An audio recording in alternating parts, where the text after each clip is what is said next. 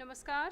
Acharya Shankar, Sanskritik Ekta Nyas, Department of Culture, Madhya Pradesh Government, cordially welcomes each Atman present in this Sabhagar of Ekatma Dham Shivir at the historic celebration called Mahakumbh, the biggest human congregation on earth, which was reclaimed and re-established by none other than Adi Shankaracharya, the greatest cultural unifier of Bharat. The Ekatma Dham Shivir is actually a pratikriti of the Ekatma Dham project at Omkareshwar, which is a landmark initiative by the government of Madhya Pradesh aimed at promoting the timeless philosophy of oneness of Acharya Shankar. This project signifies our dedication to harmonizing cultural diversity and fostering universal peace and harmony, not just among human beings, but also sustainable development and coexistence with the entire cosmos. The Shivir is a multifaceted camp at Kumbh. We have the most incredible exhibition titled Advaita Loka, which exhibits life and philosophy of Bhagwan Shankaracharya, and the collection of the most rare titles of Vedanta in the Advaita Sharada bookstall. Apart from these physical manifestations, we have also witnessed enlightening talks from various spiritual luminaries like Yug Purush Swami Paramanand Giri ji, Anandamurti Guruma, Paramatmanand Saraswati ji, Swami Mitrananda Saraswati ji, Swamini Vimalananda Saraswati ji on the most profound Vedantic literature like Drigdrishya Vivek, Kathopanishad, Sadhana Panchakam, Manisha Panchakam.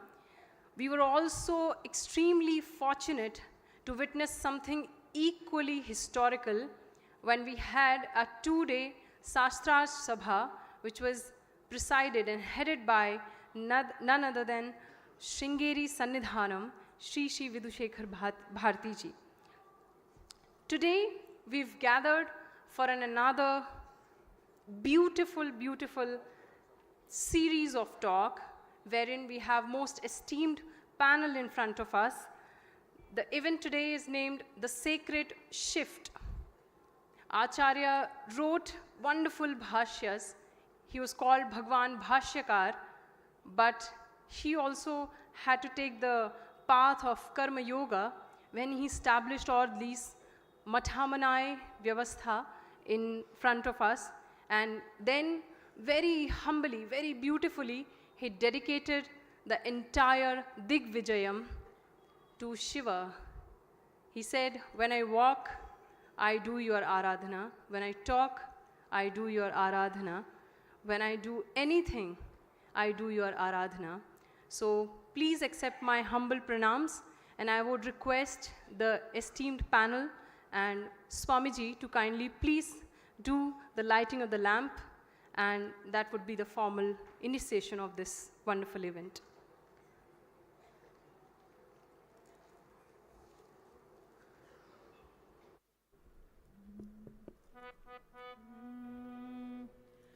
Sadashiva-samarambham Shankaracharyamamadhyamam Asmadacharya-paryantam Vande Guru-paramparam Shruti-smriti-purananam Alayam Karunalayam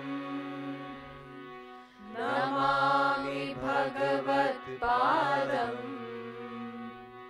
Shankaram Lokashankaram Shankaram Shankaracharyam Keshavam Badarayanam Sutra Kritau Vande Bhagavantau Punah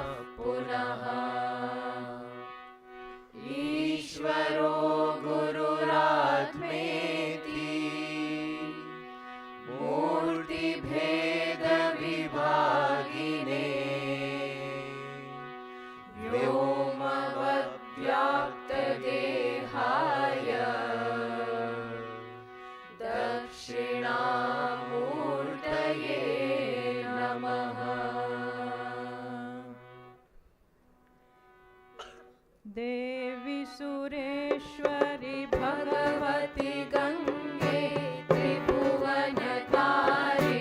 तरल तरंगे शंकर मौली विहारिणि विमले मम मतिरासां तव पद कमले भागीरथि सुखदायिनि मातस्तव जल महिमा निगमे ख्यात नाहं जाने तव महिमानं पाहि कृपामयि मामज्ञानं हरिपदपाद्यतरङ्गिणि गङ्गे हिमविधुमुक्ता धवलतरङ्गे दूरीकुरु मम दुष्कृतिभारं कुरु कृपया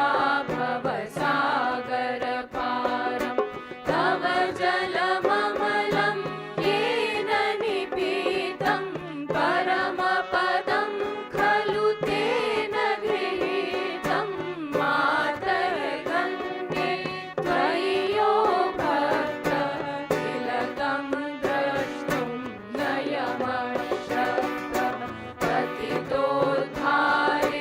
जाह्नवी गङ्गे खण्डितगिरिवरमण्डितभङ्गे भीष्मजननि हे मुनिवरकन्ये पतितनिवारिणि त्रिभुवनधन्ये कल्पलतामिव फलदां लोके प्रणमति यस्त्वां न पतति शोके पारावार विहारिणि गङ्गे विमुखयुवति कृततरलापाङ्गे तव जैन्मातः स्रोतस्नातः पुनरपि जठरे सोऽपि न जातः नरकनिवारिणि जाह्नवी गङ्गे कलुषविनाशिनि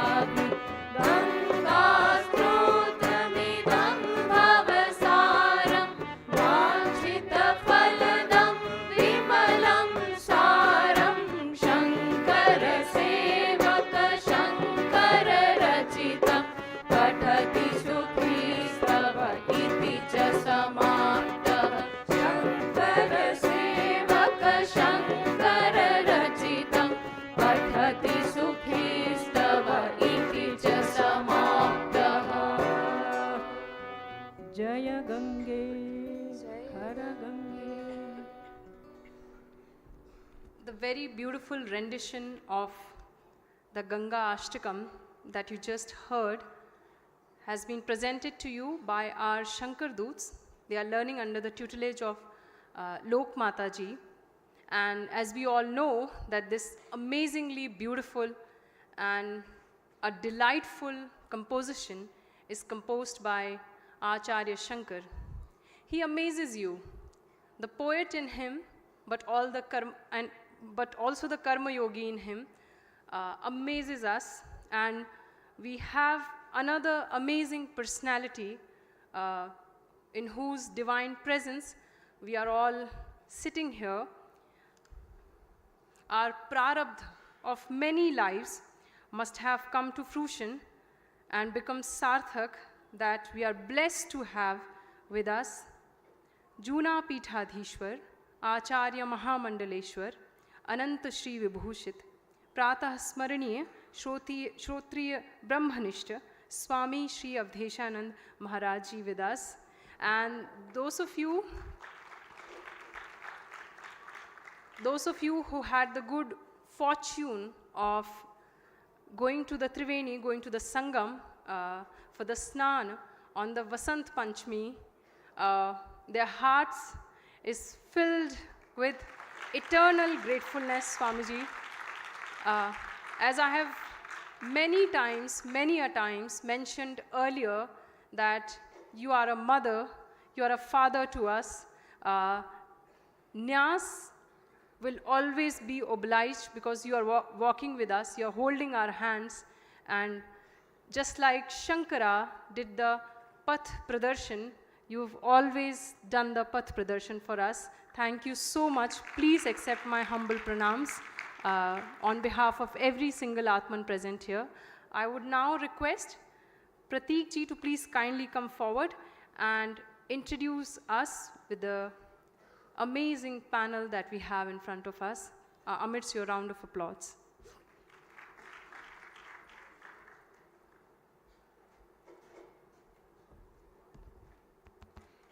Hari Om. Pranams to Swami Avdheshanand Giri ji Maharaj. Pranams to Swami Mitrananda ji and all other guests on stage, present among us, all the sannyasis, students, scholars, and other dignitaries. My name is Prateek. I represent Chinmaya Mission Chennai. And today I want to start by talking about Swami Vivekananda.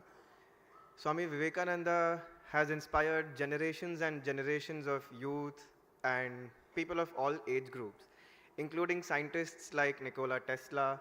It was under his guidance that the great institutions in India were also established.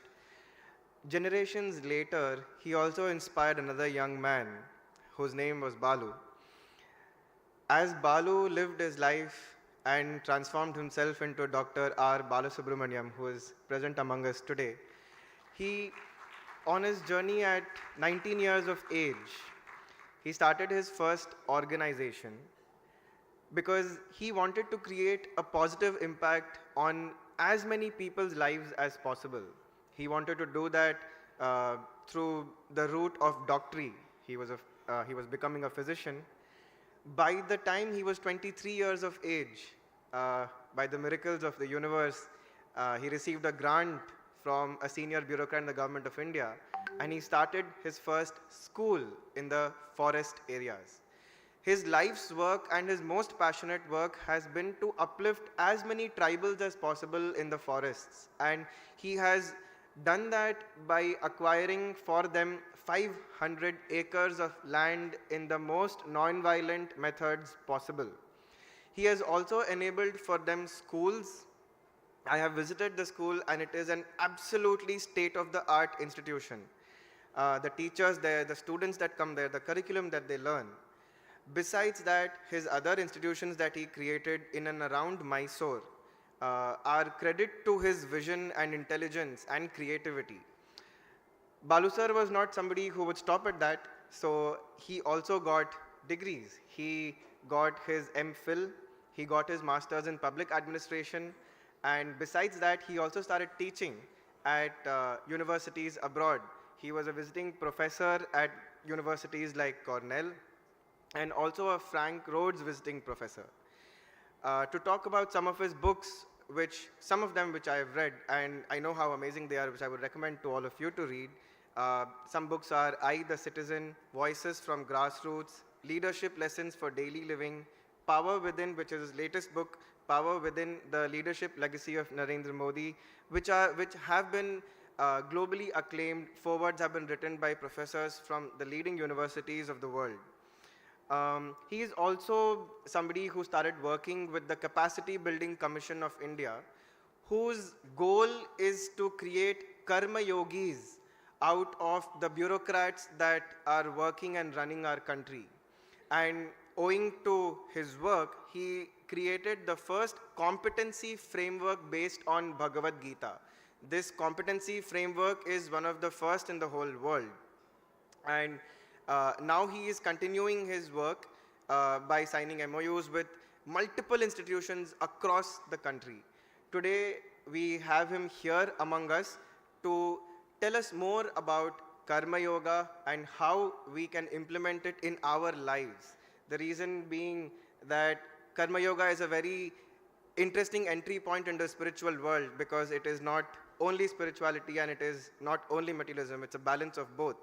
We welcome you, Balu sir, to come and share your thoughts with us.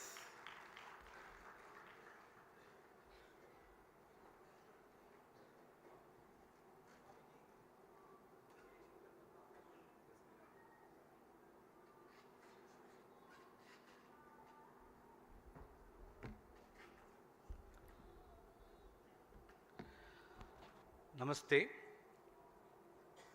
Parama Pujya Junapithadhishwar Swami Avdheshanand, Swami Mitrananda, my colleague panelists on the stage. It's indeed a privilege and honor to be here during the Kumbh Mela. I could not say no. One is I can't say no to Swami Mitrananda to be here. And the second reason is he tempted me with Triveni Snan. So I managed to do both. And so I'm really privileged to be here. You know, the moment I say government, I'm an outsider to government. It's now 3.5 years, close to 4 years since I've been with government. Whenever we say government, the first word that people ask me is, how did you join the government? People are frustrated. You know, I've been an activist. I've been fighting the government. I've sued the government several times. To be inside government, first of all, people consider it strange. I consider it strange myself. That's a secondary thing. But what inspires me and what continues to inspire me is the mandate given to me by the Honorable Prime Minister. He conceived a program called Mission Karma Yogi in October of 2020 and shaped the Capacity Building Commission, of which I'm the member of the Human Resources, in 2021. So I just want to speak for the next 7 to 8 minutes on what is it that we're doing, why is it so special? Because the moment we say our bureaucracy will improve, we look at it with skepticism. हम सोचते हैं कि सरकार में तो अच्छा काम हो नहीं पाएगा, सरकार तो अच्छा काम नहीं कर पाएंगे, लेकिन हम कर रहे हैं. And for many of us, from post-independent India, for 77 years, we have inherited the legacy of the British. You must all keep this in mind. We just got the Indian civil services, and the joke at that time was very, very well known. It was neither Indian, nor were they civil, nor were they a service. But people who have been trained with the legacy of colonization, today to understand, appreciate Karma Yoga, and embed it in their lives. That's a true transformation that I think India has already begun. And how have we done it? I'll just say that and stop with that.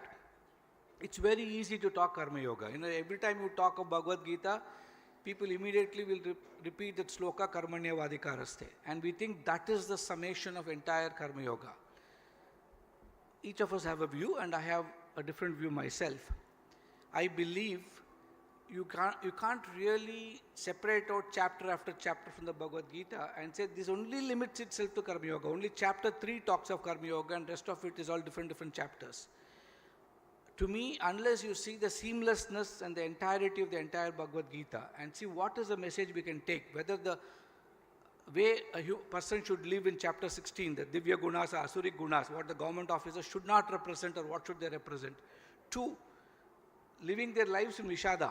Every day for a government servant, it's such a dilemma, such a conflict. And we don't appreciate all that. How does he negotiate his existence for 30, 35 years within the system, build himself to deliver to citizens? And that is the beauty of Mission Karma Yoga. So how have we done it? We did it very simplistically. We simply looked at the message of the Gita and said, what is it we can learn? You know, the funny part of our country is, जो भी बाहर के रहने वाले लोग अगर भारत के बारे में किताब लिखते हैं या भगवद गीता के बारे में किताब लिखते हैं तो उसको हम पढ़ने के लिए बहुत अच्छा लगता है हमें. डैनियल गोलमैन इमोशनल इंटेलिजेंस के बारे में एक लॉट ऑफ सेमिनल वर्क किए हुए हैं. He had come here, he stayed in Varanasi, studied the Bhagavad Gita and went back and submitted his thesis on emotional intelligence at Harvard and gets a PhD. And when he writes a book, we prescribe it for our students, but we don't prescribe the Bhagavad Gita. So for us, we realize the Gita is such a powerful message of leadership in it. The Gita has got such powerful message of self-awareness inside it. Why can't we convert it into a learning tool? Because the primary mandate of Mission Karma Yogi, the Prime Minister told us is, हमारे अधिकारी लोग कर्मचारी भावना से कर्मयोगी भाव आना चाहिए उन लोगों को. So how do you shift that from a public servant to driven by Karma Yoga? Even defining Karma Yoga in a practical context is a big challenge. So we just decided and said, हर एक कर्मयोगी को 4 संकल्प करना चाहिए. पहला संकल्प होगा विकास, देश का विकास. Along with that, our own vikas also will happen, but country's development. Second thing, in the world we work in, anything we talk about India or Bharat के परंपरा के बारे में बात करते हैं तो we feel very inferior. Swami Vivekananda said this very powerfully more than 100 years ago. 8th standard, if a child comes up to 8th standard, he thinks the first thing he learns is my parents are useless, my country is useless, it is filled with rubbish, and he starts looking down on everything which is non-anglicized. Now how do you shift the mindset of extraordinarily talented civil servants? 1.5 million civil servants take the exam, the toughest exam in the world. 600 to 700 qualify, and they are expected to be high IQ, but what is their level of SQ and EQ? It's all of us to judge later. So we said, how do you get them to take pride in our civilizational strength, in our parampara, in our Sanskriti, in our Bharatiya Bhashas, in Bharatiya food, cuisines. Now the food we get, the rasam in Karnataka, depending on which part of Karnataka you are, it will taste different. Every state is so complexly diverse. How do you take pride in this diversity and not make it a weakness? So we try to tell them, गर्व होना चाहिए. तीसरा संकल्प है कर्तव्य. The whole Western narrative of rights. I'm not saying rights are not important. It has taken away the very understanding of responsibilities. Each of us are responsible for this country, for building a great country. Each of us are responsible for a great family, for a great village, for a great, whatever you can call it, a city, a state. Similarly, each of us have responsibilities to the nation, to the society at large. And so how do you get Kartavya Bhav back into our narrative? And last, we are one Bharat. We are all trained to fragment our thinking. I am Kannadiga. Within Karnataka, I am Mysorean, Aishwarya is Bangalorean. So why are we separating ourselves? Why can't we see ourselves as one nation? So Ekta. अगर एक 4 संकल्प करना पड़ेगा तो 4 गुण भी होना चाहिए हमारे अंदर. वही हमारा ट्रेनिंग प्रोग्राम्स है. पहला गुण है स्वाध्याय. How do I understand myself? Why did I join the civil services? Why am I even taking the UPSC exam? Why am I even working in government? And the second gun we say is sahakaryata. No longer can we work alone. Samaj, Sarkar और बाजार साथ काम करना चाहिए. That's what the Prime Minister keeps telling us. Government alone cannot build a new India. He says a team India you need for a new India. We need everybody. And look at the Kumbh Mela. It's an expression of that team India. All the senior spiritual leaders of our country, all the government supporting them, the bureaucracy with them, the system, the state, all of us together, and the citizens also. I was watching thousands of people walking towards it, so calm. Even in a movie theater, they'll rush. But here they were walking peacefully, which is such a difference to just watch people like that.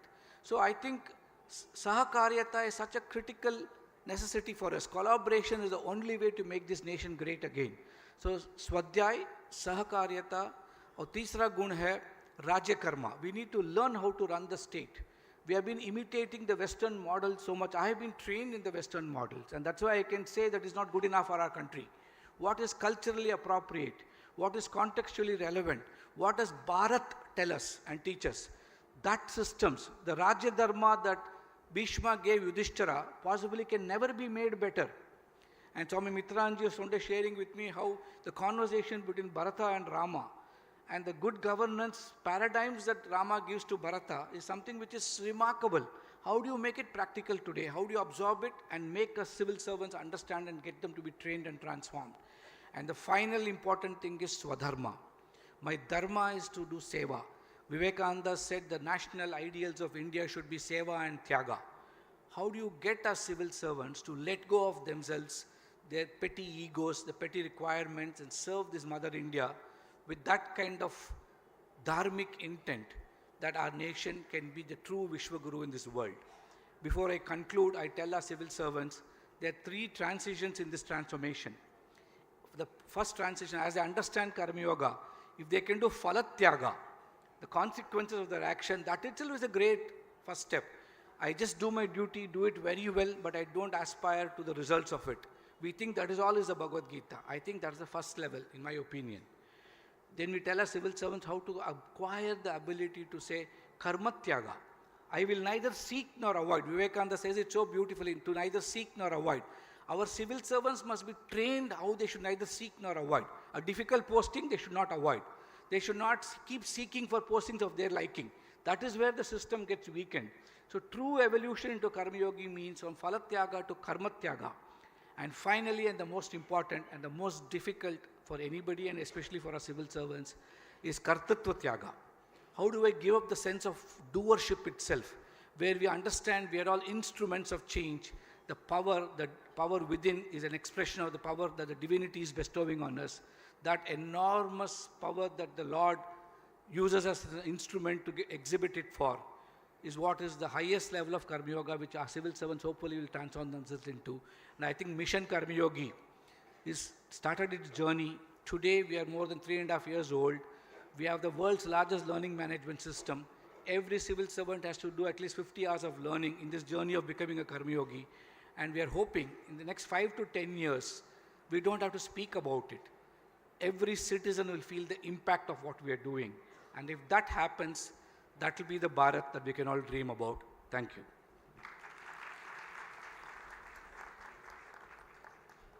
Thank you so much, sir, for your profound words. I would very kindly request Pujya Shri to kindly please felicitate Mr. R. Balasubramanyam ji. Amidst our round of applause, I would kindly request Pujya Shri to kindly felicitate.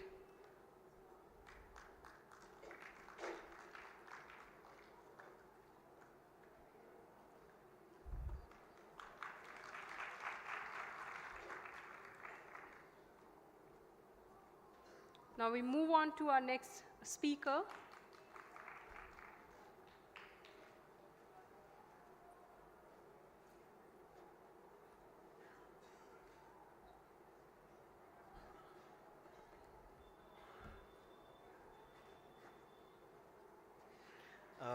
Thank you, Balu sir, for that, for sharing thoughts and for inspiring all of us. Next among us, I would like to introduce Ms. Aishwarya DKS Hegde.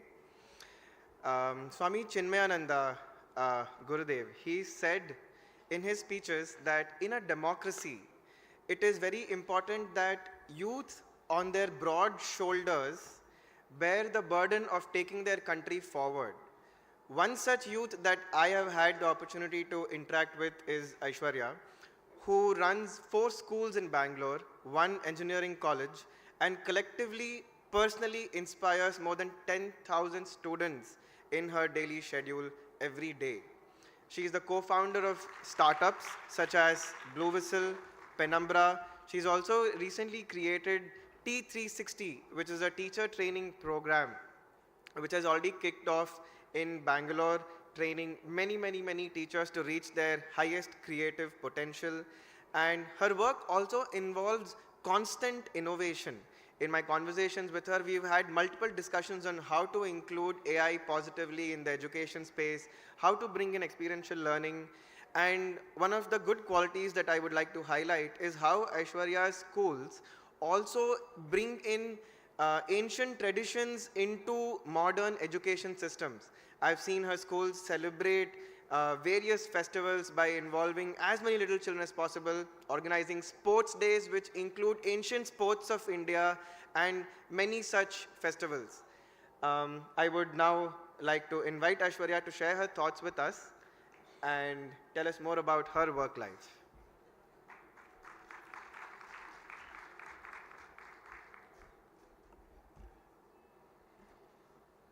My respects to Swamiji and everyone present on the dais.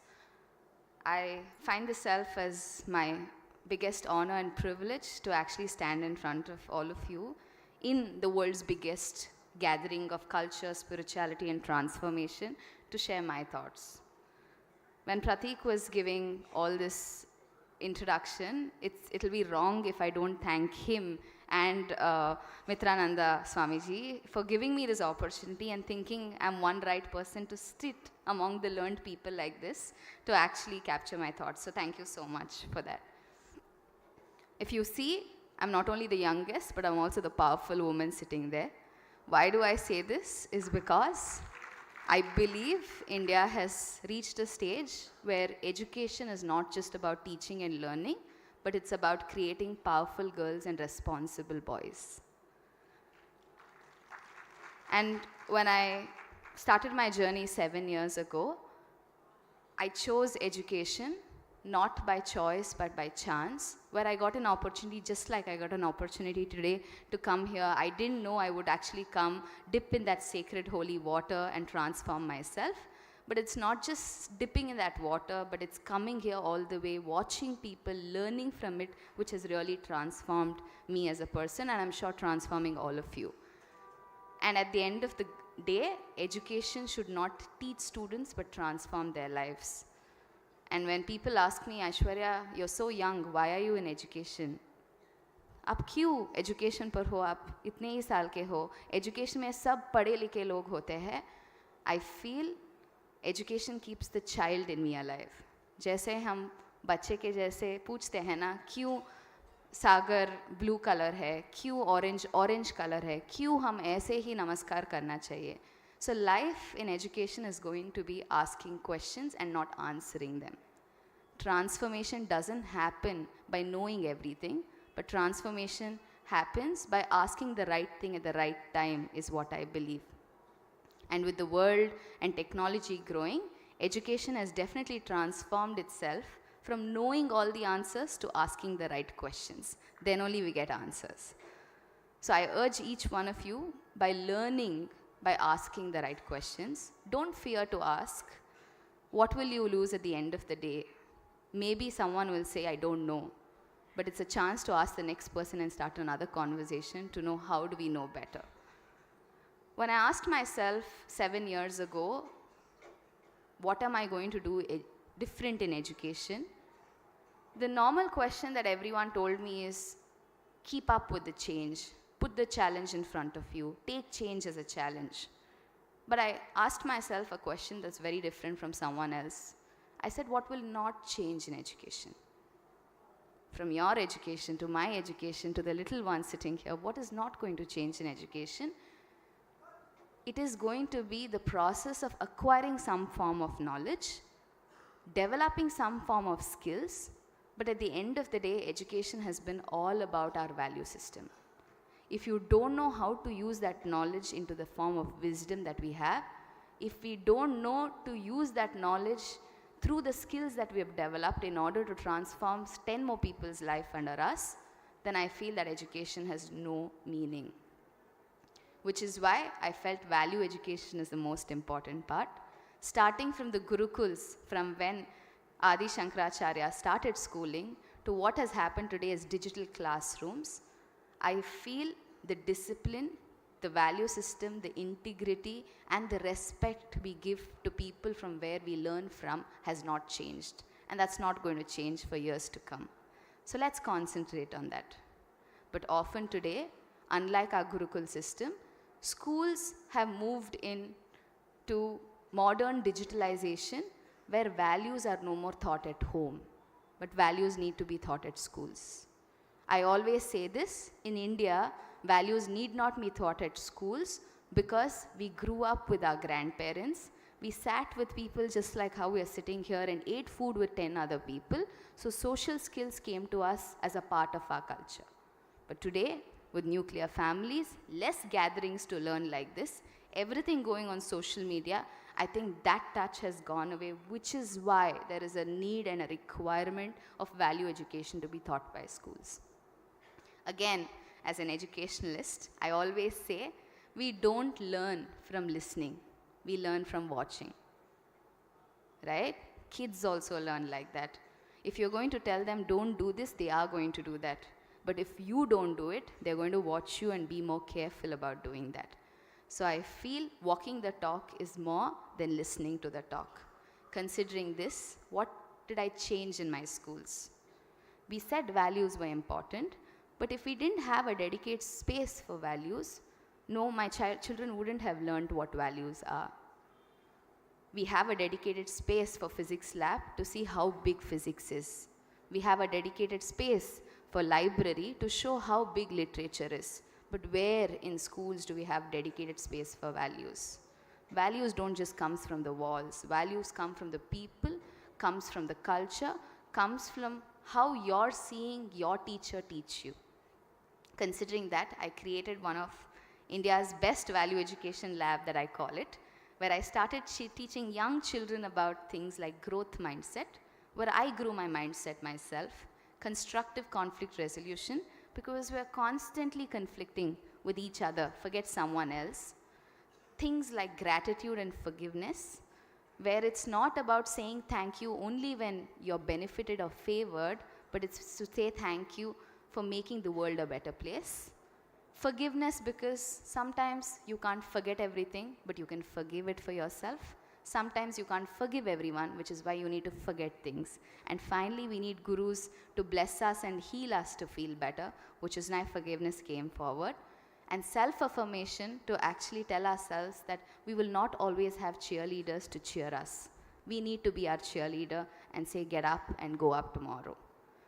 With these values, I feel we have transformed schools to believe in the value of I respect, where I stands for integrity, R stands for responsibility, E stands for empathy, S stands for sustainability, P stands for peace, E stands for equity and not equality, and T finally stands for trust.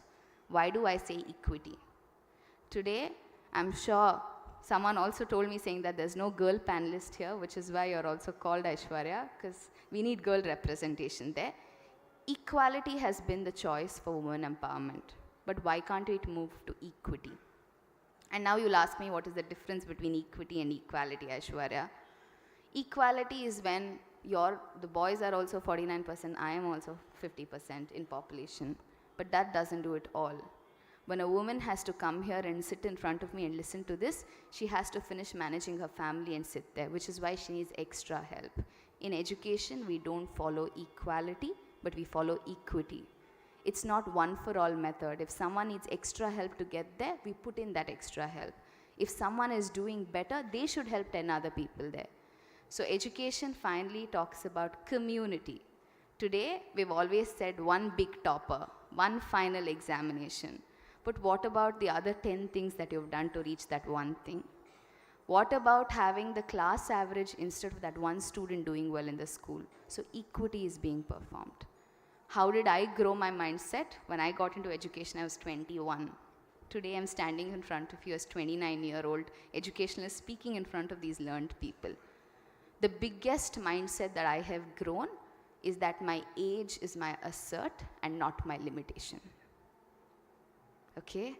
And I want each one of you youngsters to believe in that. As Sir rightly said, we need one India, but we're also the young India. If youngsters don't take responsibility on their shoulder, we will not transform this India.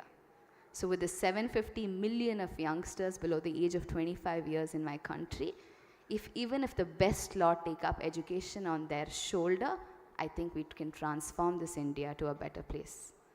And I know that each one of you are here to celebrate this Mahakumbh, where we come, dip in that sacred water to remove our past karma and start a new life. Education has always been about that. Unlearning things that is not relevant, learning things that is what is required for the present, and relearning things based on relevance. So let's believe and not forget that we don't always have to come and dip in waters like this. We can dip with ourselves in the form of reflection and relearn and unlearn every day to make ourselves the best version of ourselves. With that, thank you so much. May all of you receive all the blessings that's possible. And it's not about growing our nation with us alone growing, but making sure we take 10 people around us and grow better. Thank you so much for this opportunity, and Jai Gurudev. Thank you very much, Aishwarya ji. May the responsibility that you've taken, Ma Sharada bless you and bless us all to do wonders in the education fraternity. I would kindly request Pujya Shri to kindly please felicitate Aishwarya ji.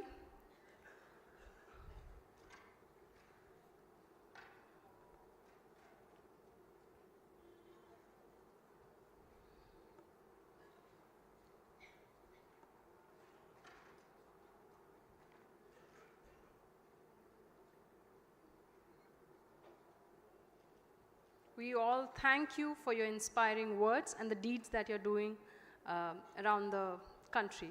Thank you very much.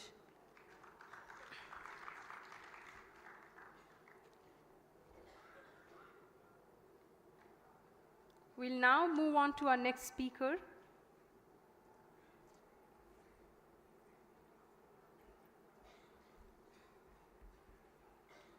Thank you, Aishwarya. When Steve Jobs was alive, he spoke about square pegs in round holes. Today, I have the privilege of introducing one such square peg in a round hole, Mr. Ricky Cage, who is a 3-time Grammy Award winner, and he's among us to talk about his life journey. From the transformation from a student who studied dentistry at Oxford into somebody who pursued music, carried the weight of Bharat Mata, took her music on the global stage and used it for spreading the message of environment. How that transformation happened is a very inspiring journey.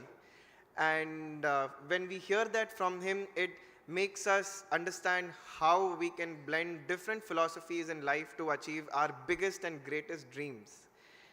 To talk about some of his achievements, he has performed at prestigious venues in over 30 countries, including the United Nations headquarters in New York and in Geneva. He has won over 100 music awards in more than 20 countries. He serves as the United Nations Goodwill Ambassador, the United Nations Refugee High Profile Supporter, the UNESCO Global Ambassador for Kindness, the UNICEF Celebrity Supporter, and the Ambassador for the Earth Day Network. Saying anything more about him would be criminal, so I invite him to address the audience here.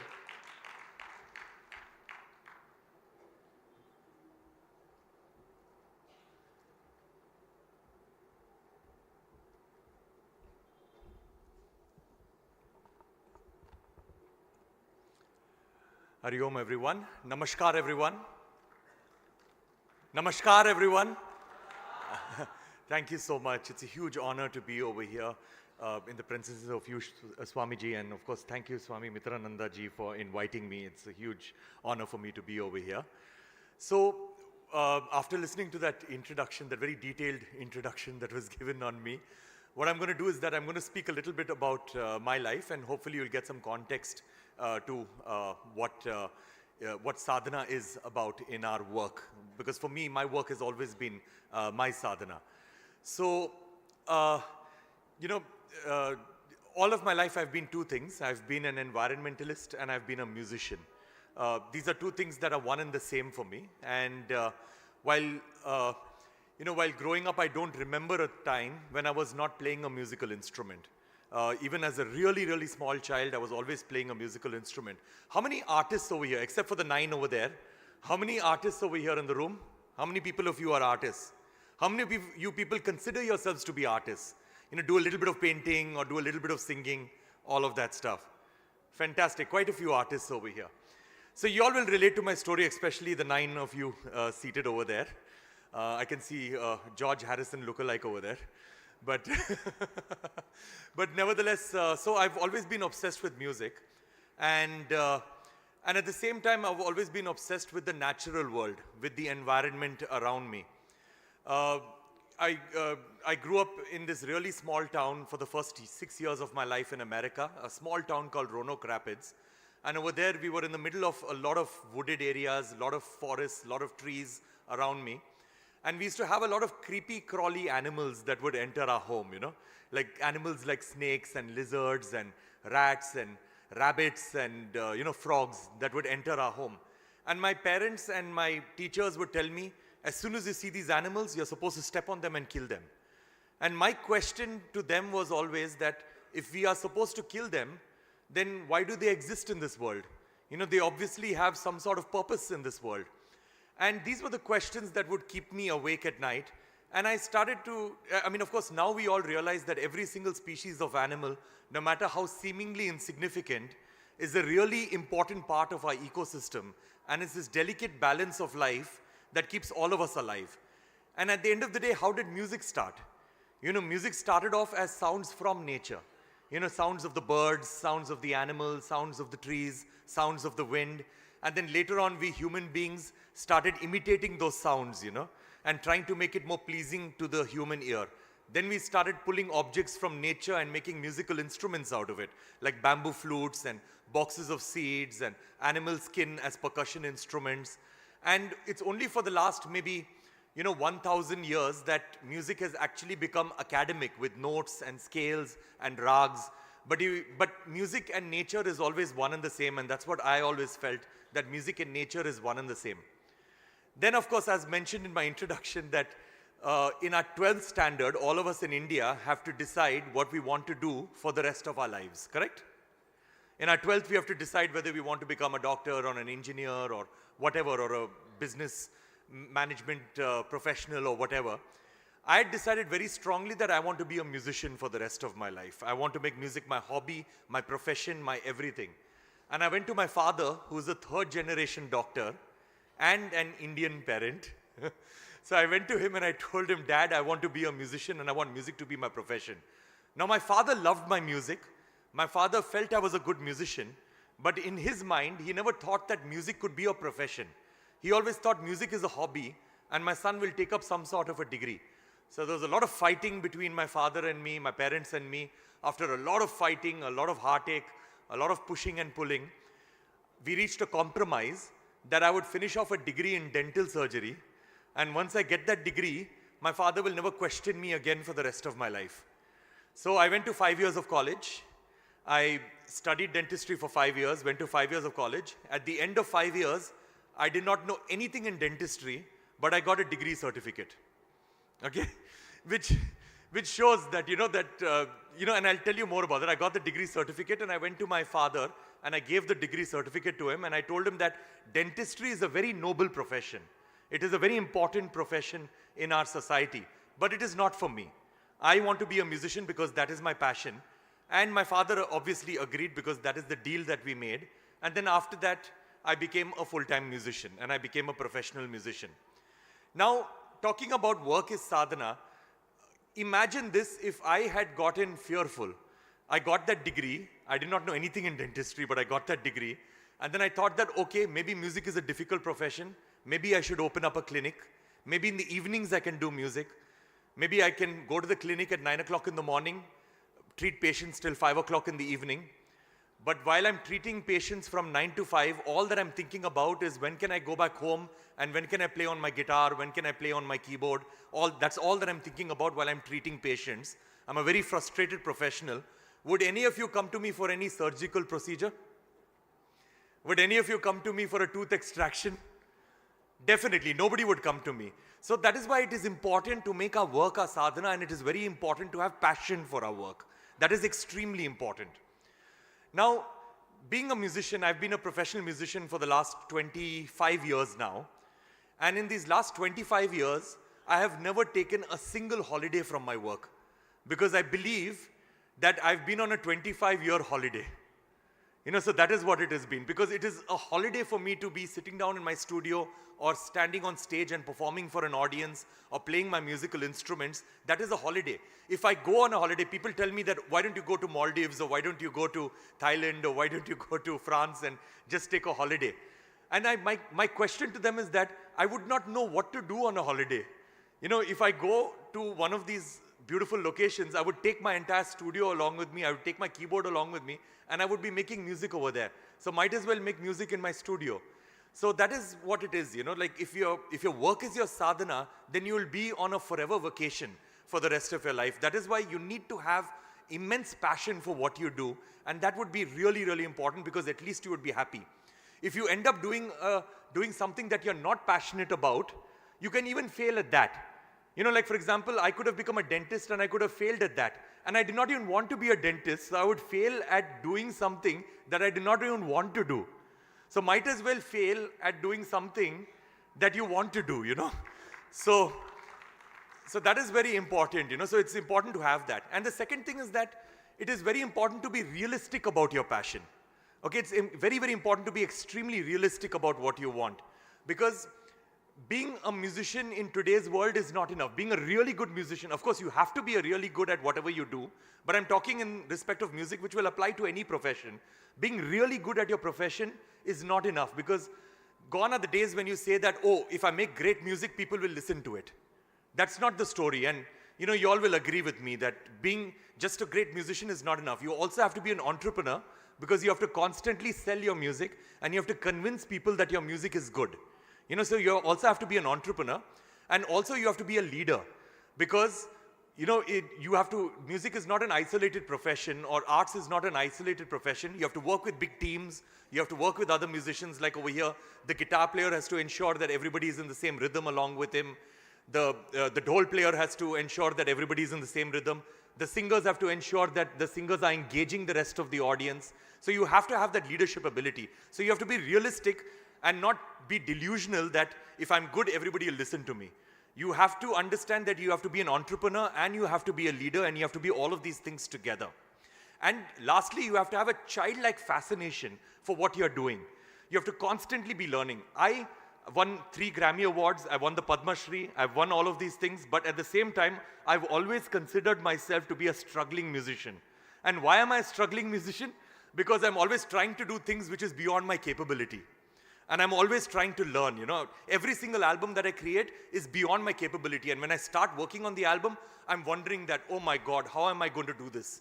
I just don't have the aptitude, I don't have the musical ability to finish this off. And then I get into this learning mode and I try to complete it. So you constantly have to do things which are beyond your reach. And that is the only way your work is going to become your sadhana if you're a constant student. Now, I'd like to end with saying that with all the problems that we face on our planet, whether environmental problems or social problems, like climate change or, species extinction, deforestation, plastics pollution, land degradation, poverty, hunger, malnutrition, whatever problems that we face, I believe that the biggest threat to us as human beings is the constant thought that we have that somebody else will make a difference, We're always waiting for governments to make a difference, for intergovernmental bodies, for leaders, for politicians to make a difference, when the truth is that the only way we can bring about change is if we change our own behaviors. We constantly talk about changing the world, but we very rarely talk about changing ourselves. We want to change the world, but we don't want to change ourselves.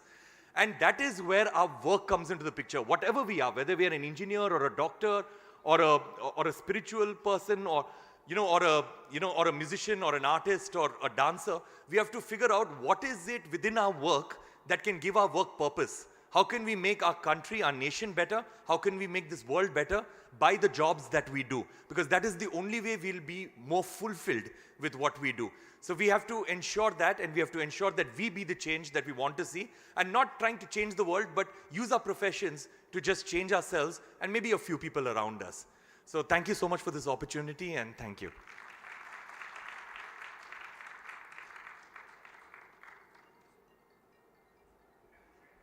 Now that you have heard few words from Mr. Ricky Cage, I would also like for you to see a small clipping of some of his work. I would request the people at the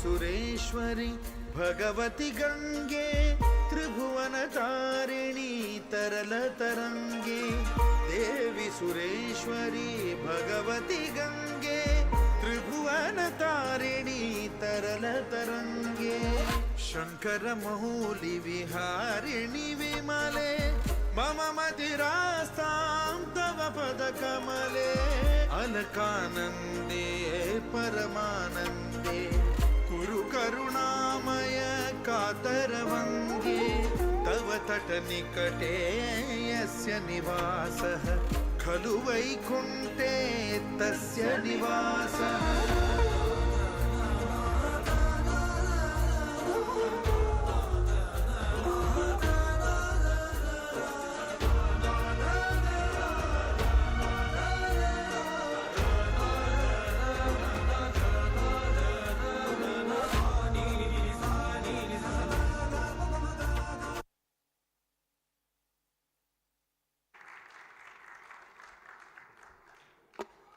My salutations to Puja Swamiji. Swamiji, Ricky Cage, Balasubramanyam, Aishwarya, all have to leave today, and their flight is there, and the whole city is jammed with traffic. So I would request Swamiji to permit that they should leave. And unfortunately, we had two schools, Sanskar and Patanjali school, children and teachers to come today, and they are all stuck. They could not come at all because of the traffic. So, how many? Okay, few people, huh? So they will take leave, Swamiji. Yeah. Dr. Balu, Ricky, Aishwarya, thank you very much. Manish and Smriti, please keep in mind, when I was driving Ricky back, I have asked him to start composing music on Adi Shankara's Stotrams. Ricky has accepted. He would be part of our Ekatma Dham team. Ricky, please be part of it. Thank you.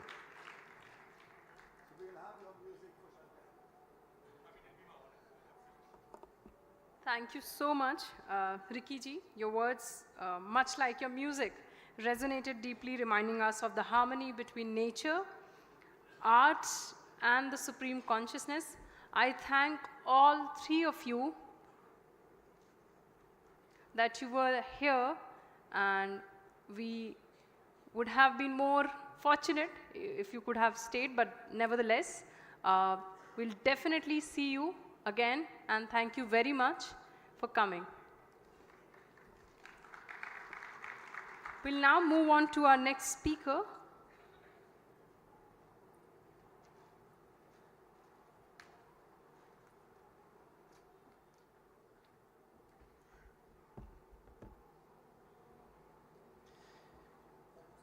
In every student's life, it is always a great honor to introduce to an audience his teacher. With that privilege today, I introduce to you Swami Mitrananda Saraswati ji from Chinmaya Mission, Chennai. Swamiji will speak forth. Before that, I will introduce another very, very, very important person who is doing an immense amount of work to take the work of Bharat Mata forward, to take our civilization forward through visual mediums. Captain Praveen Chaturvedi ji, somebody who I had the opportunity to meet a few years ago. While he wears many hats, on this occasion I would like to talk about his work at Prachyam. He is the co-founder of an organization called Prachyam, which started by filling the gap in the Indian space of creating very, very high quality visual content for especially consumers in the age group of 18 plus, or the youth that we call today. Now Prachyam has evolved into making proper big documentaries, and which are extremely well researched. They also have launched an OTT platform which has a subscription model, and on that platform they put up a lot of content that helps many people across the country follow the Vedic lifestyle, follow Bharat's civilizational lifestyle in their daily life. With that, I would like to invite Chaturvedi ji on stage to share his thoughts.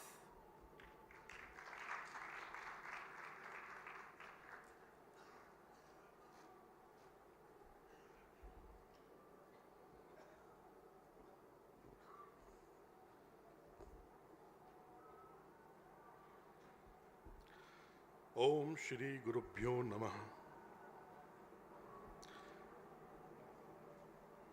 मैं हिंदी और English दोनों में अपनी बात रखूंगा।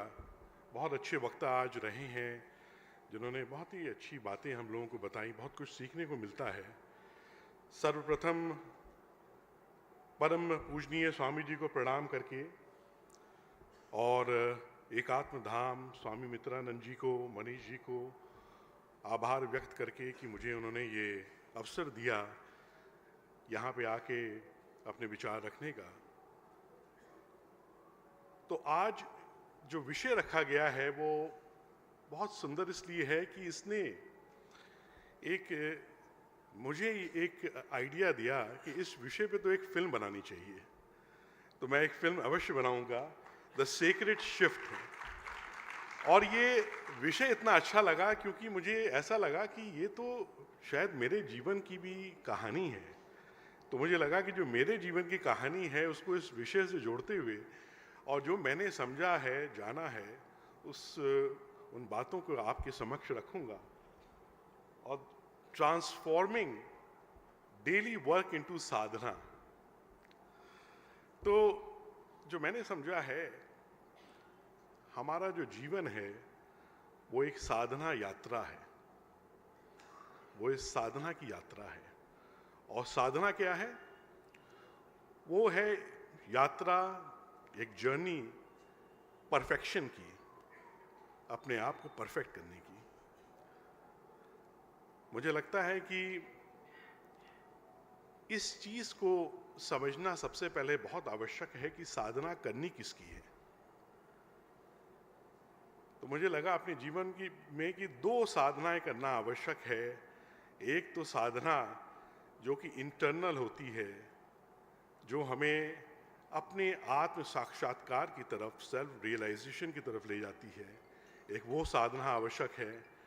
और दूसरी साधना है जो एक्सटर्नल है, जो इस दुनिया में रह के अपने जो कर्तव्य कर्म हैं उनको परफेक्ट करने की, उनको सिद्ध करने की जो साधना है वो हमारी बाहरिक साधना है।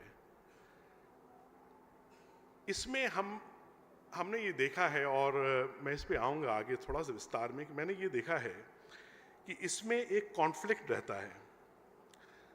आजकल के जो बच्चे हैं, आजकल के जो युवा हैं, उनके अंदर एक कॉन्फ्लिक्ट वो ये पैदा होता है कि हम साधना जीवन में करें किसकी, कौन सी साधना करें।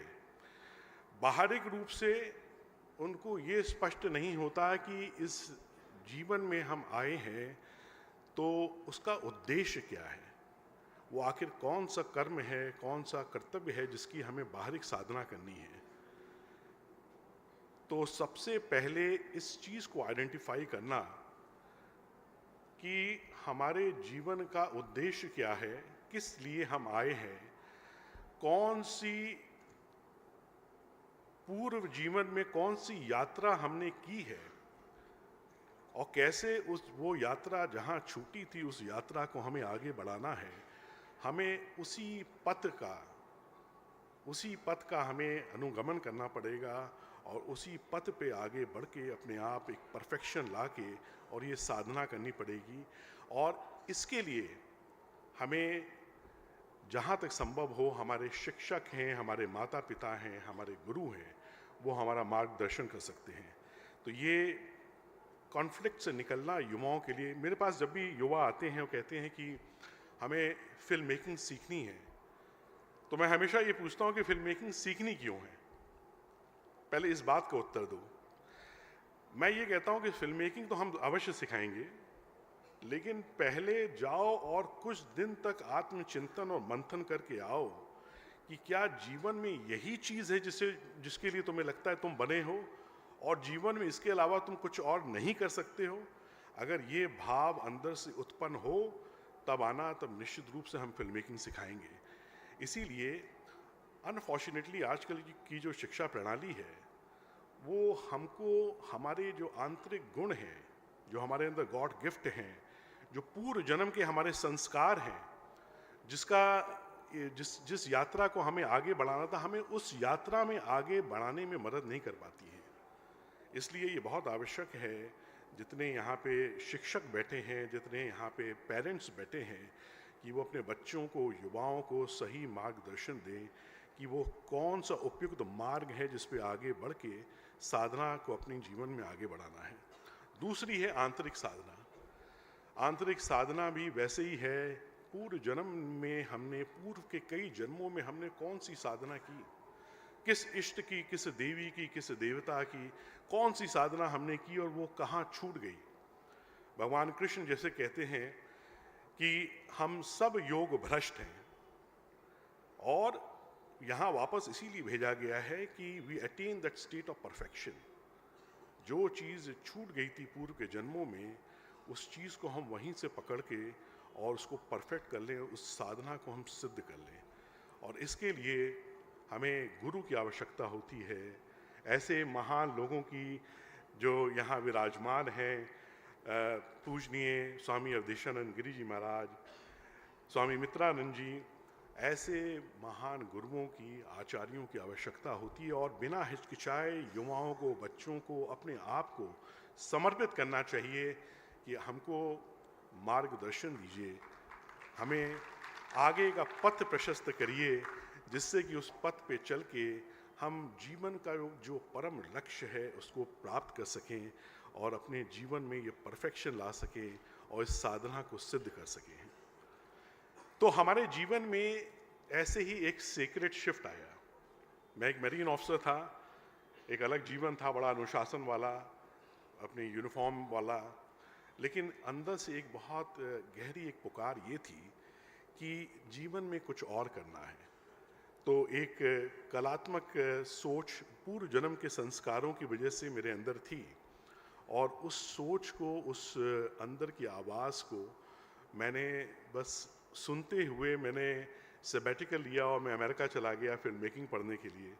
और अमेरिका जाके फिर हमने वहाँ के 2 विश्वविद्यालय में हमने पढ़ाई की, यूएससी में, यूसीएलए में, और फिर वहाँ हॉलीवुड की इंडस्ट्री में हमने कई वर्ष काम किया, यूनिवर्सल स्टूडियोज़ में, पैरामाउंट में, 20th सेंचुरी फॉक्स में। और हमने इस फिल्म मेकिंग को एक साधना स्वरूप समझ के हमने ये कोशिश की कि इसको जितना अच्छे से परफेक्टली हम सीख सकते हैं सीख लें। चूँकि मैं काशी से हूँ और मैं एक गुरु शिष्य परंपरा में हूँ, तो हमारे गुरु ने हमसे कहा था, मैं बहुत युवा था, तरुण था जो मैं अपने गुरु से मिला था, स्वामी शिवानंद सरस्वती महाराज, हमारे काशी के गुरु, ब्रह्मलीन हो चुके हैं। उन्होंने हमें दीक्षा दी, शिक्षा दी, भारत के विषय में, ज्ञान विज्ञान दर्शन के विषय में, भारतीय वाङ्मय के विषय में बताया। उन्होंने सब सिखाया था। तो उन्होंने कहा था कि तुम विदेश तो जा रहे हो लेकिन तुम्हें वापस आना होगा। और उनकी वो बात मेरे मन में बैठी थी। और जब वहाँ पे मैं अच्छी तरह सेटल हो गया था हॉलीवुड में, तो उनकी ये बात और उनका ये आदेश और उनकी ये पुकार मुझे बहुत ज़ोर से आवाज़ लगाने लगी। और फिर मैं ये सब छोड़ के यहाँ भारत इसलिए आया कि भारत की जो संस्कृति है, भारत की जो उत्कृष्ट महान ऋषियों की परंपरा है, जो भारत की धरोहर है, जो ज्ञान विज्ञान दर्शन है, जो हमारा साहित्य है, इतिहास है, वाङ्मय है, मुझे लगा कि जो मैंने फिल्म मेकिंग सीखी है, इस फिल्म के सशक्त माध्यम से मैं इन परंपराओं को संरक्षित कर लूँ और इन परंपराओं को मैं युवाओं तक और आने वाली पीढ़ियों तक मैं पहुंचाने में जो छोटा सा योगदान दे सकता हूं, वो योगदान मैं देना शुरू करूं। और इसीलिए हमने विश्व का पहला हिंदू OTT प्लेटफॉर्म प्राच्यम ये शुरू किया। तो आप लोग अवश्य ऐप स्टोर पे जाएं, प्राच्यम के ऐप को डाउनलोड करें। 250 से ज़्यादा आपको भारत की संस्कृति पे, भारत की विशिष्ट परंपराओं पे, भारत के दर्शन पे, इतिहास पे आपको 250 से ज़्यादा फिल्में वहाँ पे मिलेंगी। आप लोग उसको अवश्य देखें, शेयर करें। जो शिक्षक हैं वो अपने छात्र शिष्यों को दिखाएं, जो यहाँ जितने लोग बैठे हैं युवा अपने अपने सोशल सर्कल्स में दिखाएं, उनको शेयर करें, ज़्यादा से ज़्यादा लोग इसको देखें और लाभान्वित करें अपने जीवन को, क्योंकि इसमें हर तरीके की फिल्में हैं। इसमें एक सीरीज़ हमने शुरू की है, the great rishis of Bharat, और मेरा संकल्प है स्वामी जी की भारत के 1008 जो महान ऋषि मुनि संत महात्मा हुए, उनके जीवन के विषय में ये सीरीज़ बना रहा हूँ मैंने। और ये मैंने ऑलरेडी रमन महर्षि के ऊपर फिल्म बना के ये सीरीज़ हमने एक पहला उसकी एपिसोड डाल दिया है। आप लोग उसको देखिएगा, आपको भारत के सच्चे इतिहास पे फिल्में मिलेंगी, जैसे साहेब्स हू नेवर लेफ्ट पार्ट 1 और पार्ट 2। आपको भारत की जो सबसे उत्कृष्ट परंपरा है, जिसके संवाहक यहाँ बैठे हैं, गुरु शिष्य परंपरा पे आपको फिल्म वहाँ पे मिलेगी। आपको विभिन्न भारत की जो संस्कृति है, जो हमारी कला है, जो धरोहर है, जो हेरिटेज है, ये इनकी तमाम विषयों पे आपको बहुत अच्छी फिल्में मिलेंगी। आप लोग उसको अवश्य देखिएगा। ये एक सीक्रेट शिफ्ट गुरु कृपा से मेरे जीवन में हुआ, और मेरी ईश्वर से यही प्रार्थना है कि जो ज्ञान की और परंपरा की अविरल धारा जो हम तक पहुंची थी, इसको हम आगे तक बढ़ाएं, और आप लोग भी अपने जीवन को इससे धन्य करें और अपने जीवन में भी एक सीक्रेट शिफ्ट लाएं और अपने जीवन को भी एक साधना की यात्रा बनाएं। धन्यवाद।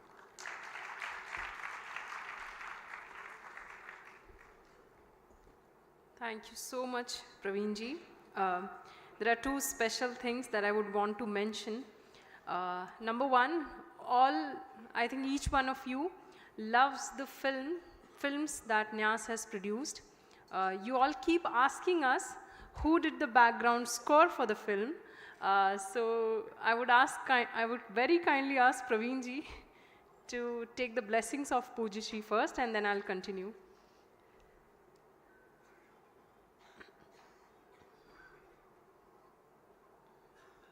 Praveen ji has always been the lens of this initiative. Every production that the Acharya Shankar Sanskritik Ekta Nyas has done so far has been directed, produced and nirmit by him. And the important mention that I was trying to make earlier, you all keep asking us who did the Narmadashtak, who did the Totakashtak. So I would very kindly mention that Praveen ji's wife, she's extremely talented. She's the one who sang all the versions that are used in the films across. And we'd like to actually play it, if it's possible. You all have seen the film? You all have seen the film, but we will try and sort of play it for you.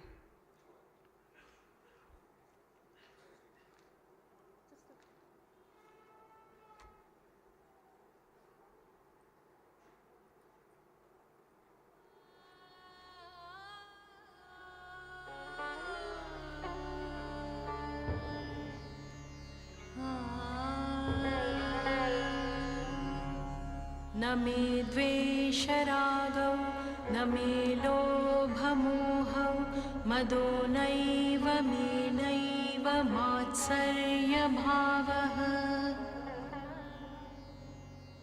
न धर्मो न चार्थो न कामो न मोक्षः चिदानन्दरूपः शिवोऽहं शिवोऽहम्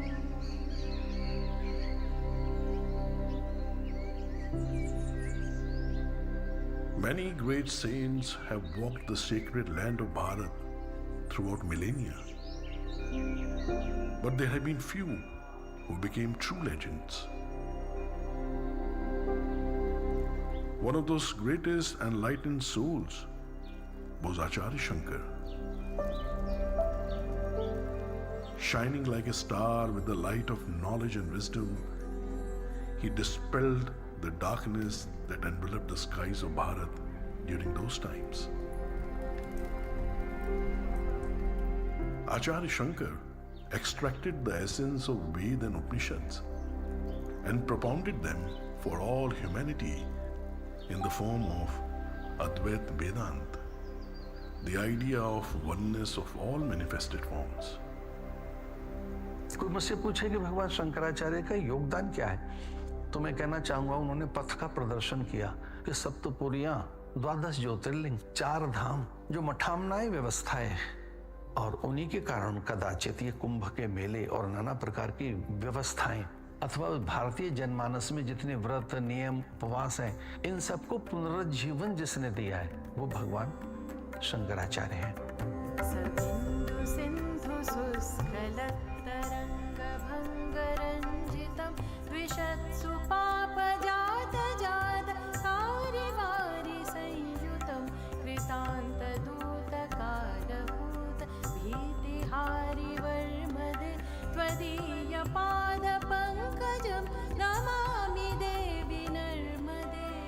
A sacred place in Madhya Pradesh holds a special connection with the life of Shankar, the land where Bhagwan Shiv manifests as Omkareshwar.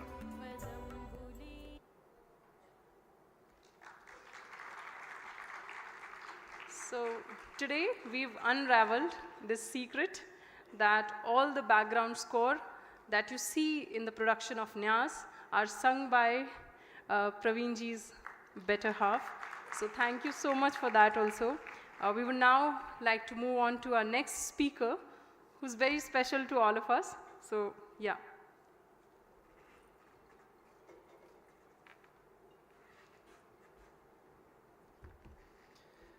Thank you, Praveenji. For all of you who don't know, Praveenji has worked with top Hollywood studios like Universal Studios, Fox, 20th Century Fox, Paramount, and was also a former Marine. Now that you've seen his work, you can contextualize that. As I was telling you earlier, it is always a great honor in the life of every student to introduce to an audience his teacher.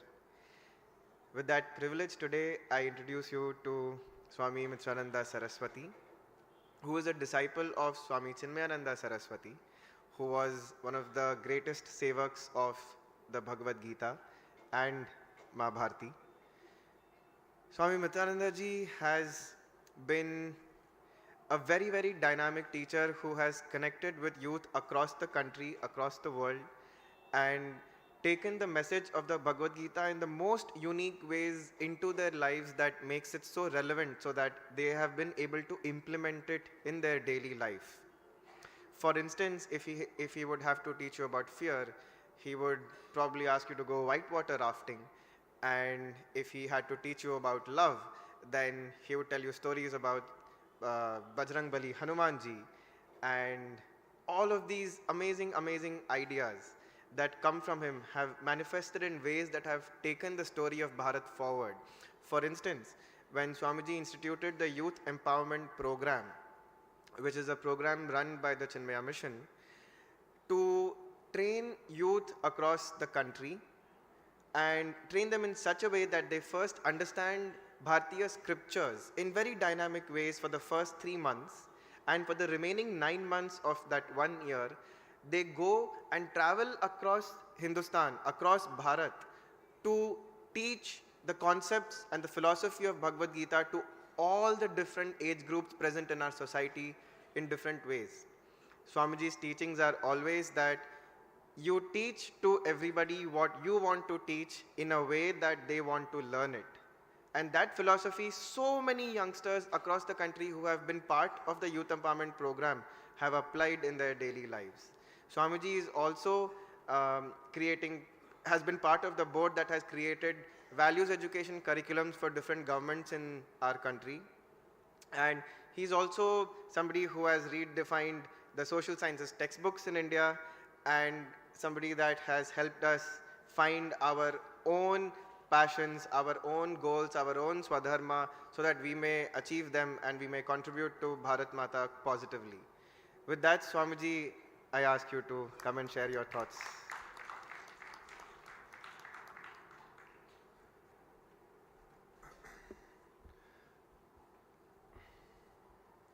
Puja Swamiji, Praveen Chaturvedi ji and Ricky Cage, and to everyone present here, Pranam, Namaskaram. The sacred shift is something which should happen to all of us. For Narendra, it happened and he became Vivekananda. For Balakrishna Menon, it happened and he became Swami Chinmayananda. Some incident would come and that can transform our whole life. So, in Sanatan Dharma, it is very important that we do sadhana daily. And sadhana should be such that everything which we do becomes prayer. Small, small actions, what we perform, must become prayer. My Guru, Gurudev Swami Chinmayananda used to say, try and remember this please. If your mind can't go to him,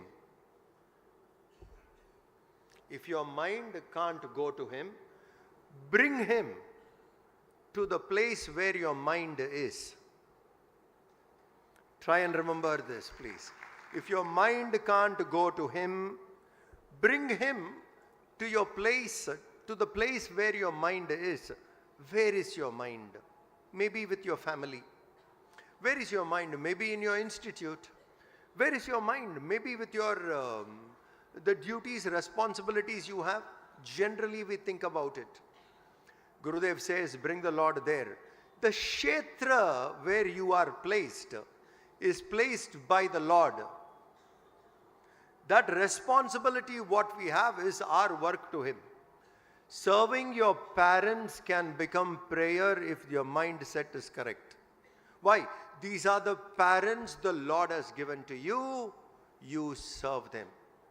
The institute to which you belong is not just an institute. The Lord has placed you there. What you do for it is your prayer unto him. So every small work of ours can be transformed into prayer. Very simple. So bring the Lord to the place where the mind is, and there serve that area as a prayer. Whatever you have to do there, do it as worship. How? Simple. First, that work which you have to do, say, this is my way of invoking you, O Lord. I invoke you through action. Some invoke the Lord through flowers, patram pushpam phalam toyam. Some invoke the Lord through chanting. Some invoke the Lord through meditation. We can invoke the Lord through action. So where my mind is, that area, that responsibility, what I have to perform, do it as a prayer. Oh Lord, you have placed me here, and this what I do is my prayer to you. This is daily duty becomes worship. Daily work becomes worship. I like to quote an example here. In one of my conversations with Ricky Cage earlier, fortunately I know Ricky for a long time now. In one of the conversations he said, I'm just showing you the sacredness of work. It's a shift when it happens. Bollywood was after him when he got the first Grammy Award. Getting a Grammy Award is a dream for people in the field of music. The man here has got it thrice. 3 times he has been blessed with a Grammy Award.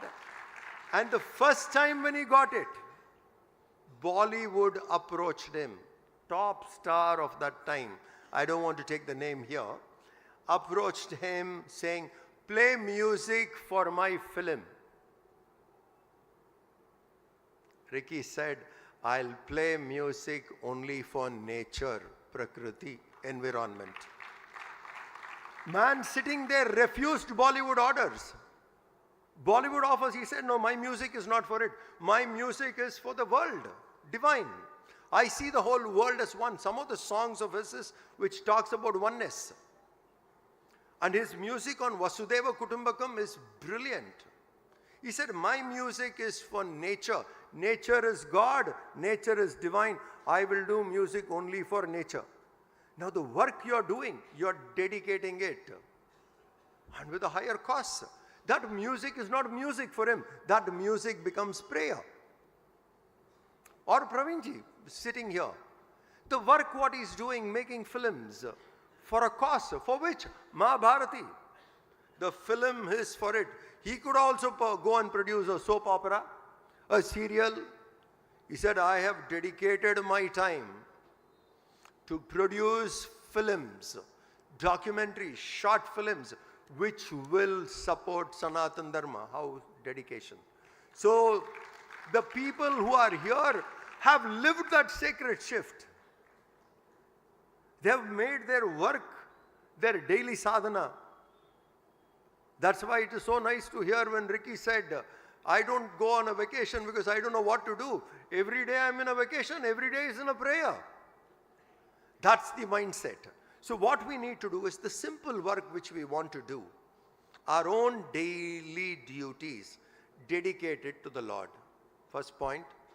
Second point, to the dedicated work, don't be attached.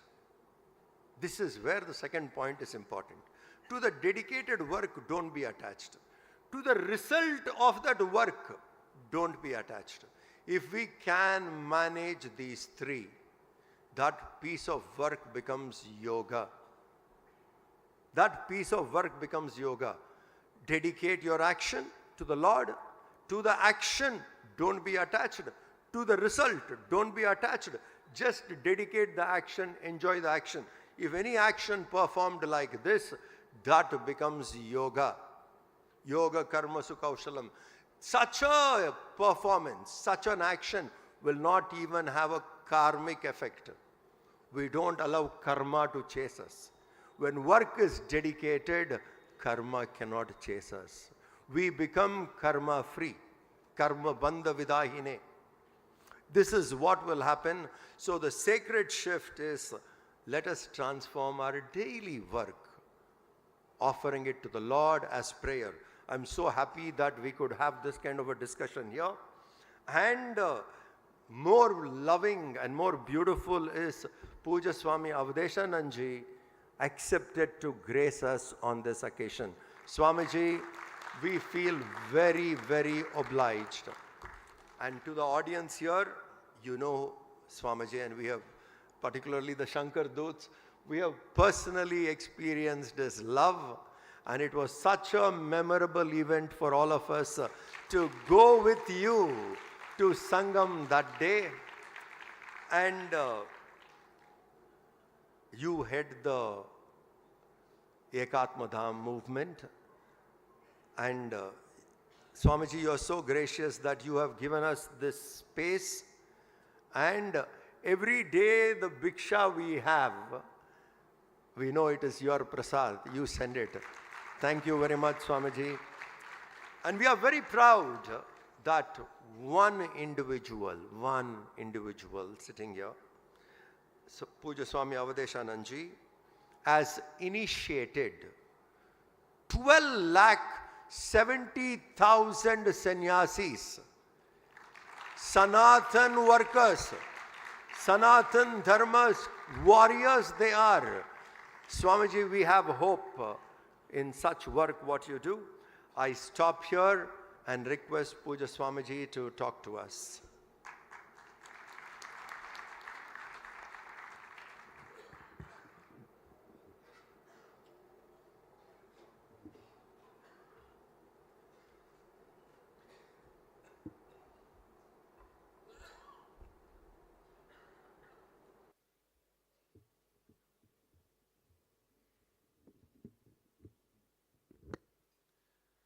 Sadashiv समारंभम Shankaracharya Madhyamam अस्मदाचार्य पर्यंतम वंदे गुरु परंपराम।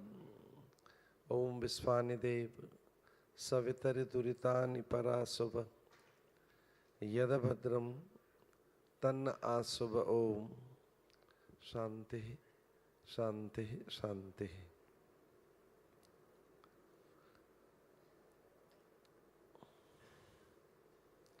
सनातन धर्मोद्धारक भाष्यकार भगवान भगवत्पाद आद्य शंकर के अनुग्रह से आचार्य शंकर सांस्कृतिक एकता न्यास मध्य प्रदेश सरकार के इस एकात्म धाम शिविर में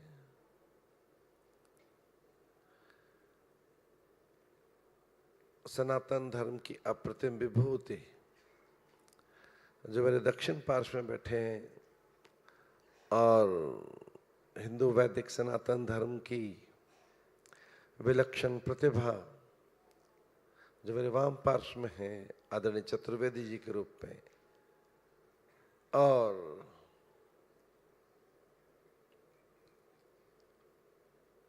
हिंदू वैदिक संस्कृति संस्कार आर्ष विचार अद्वैत वेदांत के मूल्य और वह प्राच्य आर्ष विद्या जो चिन्मय मिशन द्वारा अभिरक्षित संरक्षित संवर्धित है, उसके संवाहक वंदनीय आदरणीय पूज्य स्वामी मित्रानंद जी महाराज इस संपूर्ण आयोजन अनुष्ठान की प्रेरक नियामक और नाभिकीय सत्ता हमारे अत्यंत प्रिय आदरणीय मनीष पांडे जी, शंकर दूत समूह में आप सभी, भारत की भावी आशा और आचार्य शंकर की यह शताब्दी और आने वाला युग उनका है, उसके लिए अपना सर्वस्व आहूत करने वाले आप सभी साधक गण बंधु भगिनियों,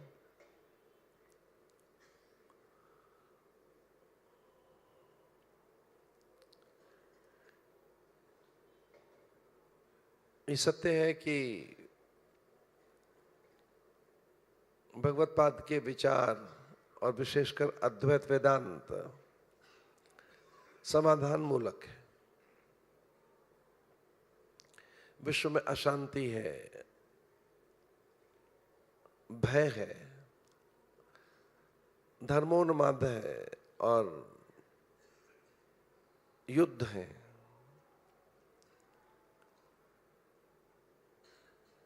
ऐसे में कोई समाधान कहीं से निकलेगा तो वह सनातन जगत से निकलेगा। सभी वाद और मत अत्यंत आदरणीय है, द्वैताद्वैत, द्वैत, शुद्धाद्वैत, विशिष्टाद्वैत, वे सब आदरणीय है, वे आचार्य पूजनीय हैं। लेकिन विश्व जिस दर्शन और जिस विचार की प्रतीक्षा में है आज भी, वह अद्वैत वेदांत। अन्य कोई है नहीं, भिन्न नहीं है कोई, जीवो ब्रह्म ना पर, अपने से भिन्न कोई नहीं है। दुख अज्ञान के कारण है, सारी समस्याएं अज्ञान की निवृत्ति होते ही फिर आनंद है। इस दिशा में इस न्यास के प्रयास अत्यंत प्रशंसनीय, स्तुत्य है। एक लंबे समय से आप यहाँ साधन कर रहे हैं, शंकर दूत पूरे विश्व में फैले, ये आद्य शंकर का ही भाव है। कुछ पिछले 100-200 वर्षों में French, Dutch, Spanish, Portuguese, Britishers, या ये कुछ दिनों के लिए अमेरिकन्स, या कुछ काल के लिए छाए हुए चाइनीज, इनके सबके युग चले गए, उनका समय बीत चुका है। अब बीत है आद्य शंकर का। अब आने वाली ये युग और अनेक शताब्दियां आद्य शंकर के उपदेशों का अनुसरण करेंगे। उन्हीं में शांति है, भय की निवृत्ति है, और उनके द्वारा पंचायतन उपासना भी अत्यंत कल्याणकारी है।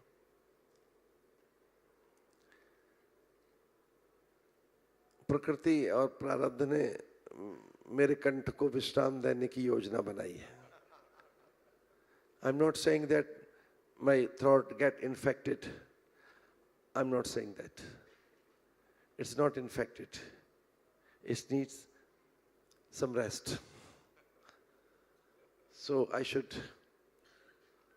conclude my this gratitude lecture. I'm so grateful. It's my great fortune. It's a great privilege to serve you, to be with you. It's my great fortune. It's my great pleasure. Whenever I get smooth throat, will come soon, will back soon, sure. Thank you very much. आपका मंगल हो। Thank you very much. We are all eternally grateful to you. And please accept our humble pranams in your lotus feet. I believe there's no way, there's no possible way that we could pay our tribute, our homage in your lotus feet. But we'll still make this humble effort. I would kindly request Sangam Pathak ji and all the Ved parties here to kindly please do the Guru Paduka Puja in the lotus feet of Pujya Shri on behalf of each one of us. And when I say this, that there's no possible way that we can offer our gratitude for the grace that you always showered upon us. Thank you or Abhar is a very, very small word. Our deepest, deepest gratitude to you. Thank you so much.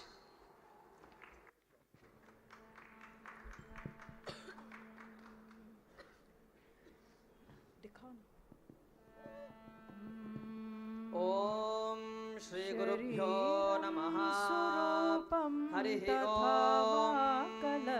Om Gananantva Ganapatikum Havamahe Kavim Kavinamupamashravastamam Jeshtarajam Brahmanam Brahmanaspada Anashranvannodibhisteda sadhanam Shri Mahaganapataye Namaha Prano Devi Saraswati Vajebhirvajinevate Dhenama Vidravatu Ano Devo Brahatah Parvadada Saraswati Jatakantu Yajnam Havan Devi Jujushana Kritache Shagman No Vachamusadeshanotu Om Vagdebbe Namaha Nada Shabdamayen Ghantam Sarva Vigna Paharinim Pujayedastramandrena Devasya Pritikaranat Agamarthantu Devanang Gamanarthantu Rakshasam Ado Ghandaravam Nityam Devata Khvanalanchanam Vishnu Shakti Samutpanne Shankhavarane Mahitale Anekaratna Sampanne Bhumide Vinamostute